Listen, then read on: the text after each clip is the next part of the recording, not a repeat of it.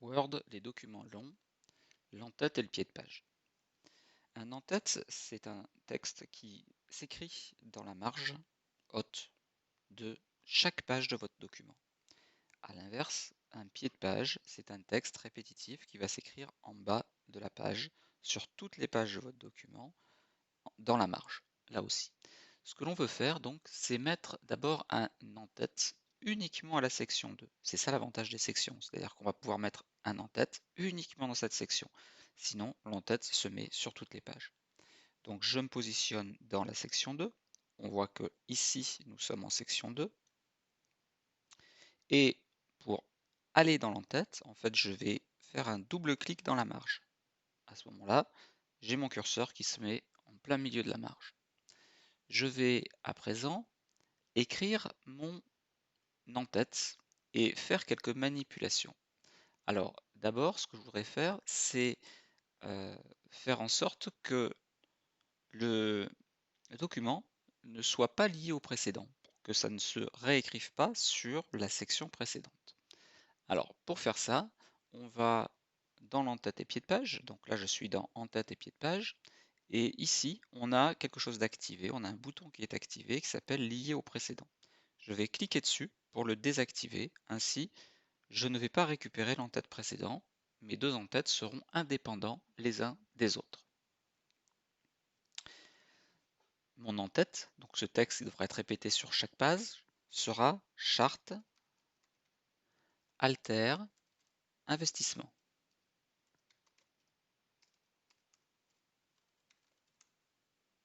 Voilà, donc ce texte-là devra se répéter partout. Et ce que je voudrais, c'est qu'il soit en italique. Donc je sélectionne mon texte, je vais dans Accueil, et je clique sur Italique. De la même manière, j'aimerais aussi qu'il y ait un trait inférieur en dessous ce texte pour séparer l'en-tête du reste du document. Donc en fait, c'est ce bouton-là, bordure, avec un petit trait en bas, que je vais choisir pour pouvoir mettre un trait sous le paragraphe. S'il n'est pas sélectionné, j'ouvre et je le choisis. C'est bordure inférieure. Ça me fait donc un trait en dessous. Donc on voit que c'est bien un en-tête, puisque si je me mets sur la page 2, enfin la page suivante, c'est ce même texte qui apparaît sur chacune des pages.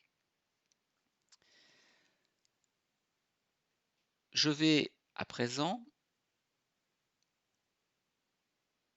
rajouter un pied de page. Donc là je suis sur la page 1, la page 2 j'ai mon en-tête, je vais mettre un pied de page, donc je vais mettre en bas du texte, et là, ce que je veux, c'est cliquer là, je vais me remettre sur l'onglet création de l'outil en-tête et pied de page, et là je revois à nouveau que par défaut il est lié au précédent. Donc je vais cliquer à nouveau dessus pour le désactiver. Puis je vais écrire mon pied de page, donc je vais mettre mon nom, suivi d'un espace, et la date du jour. Alors, Fabrice Lotte,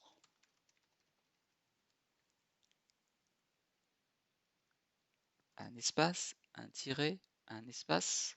Et pour insérer la date du jour, en fait là j'ai un bouton, ainsi cette date se réactualisera chaque fois que j'ouvrirai mon document.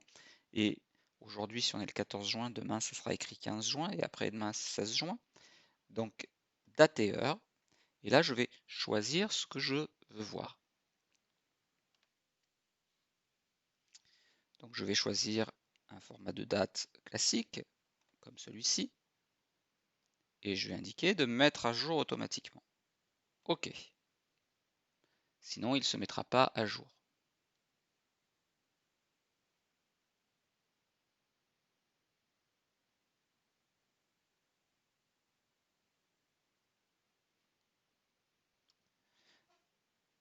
Pardon, dans l'exercice, on me demande justement de ne pas cocher la case pour que ça ne se mette pas à jour. Donc je vais le refaire. Je vais choisir donc en français une date courante, voilà, cette date-là, et je vais décocher mettre à jour. Ainsi, c'est toujours la même date qui restera affichée. Donc si aujourd'hui nous sommes le 14 juin, demain, après-demain, il sera toujours écrit 14 juin. Donc voilà à quoi sert cette petite case à cocher. Enfin, pour séparer aussi ce pied de page du reste du corps du document, je voudrais mettre une bordure supérieure, donc mettre un trait au-dessus de ce paragraphe. Donc c'est exactement comme ce que j'ai fait au niveau de l'entête. Je vais faire accueil, sauf que là je ne vais pas cliquer bordure inférieure, je vais ouvrir et je vais mettre bordure supérieure. Et le trait apparaît au-dessus de mon paragraphe.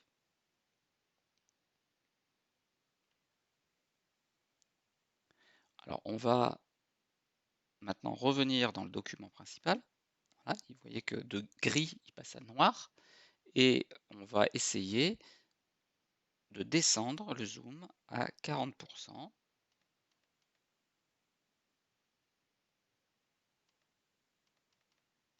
pour voir plusieurs pages. Voilà, je suis à 40% et on voit que notre en-tête et notre pied de page se répètent bien sur toutes les pages du document.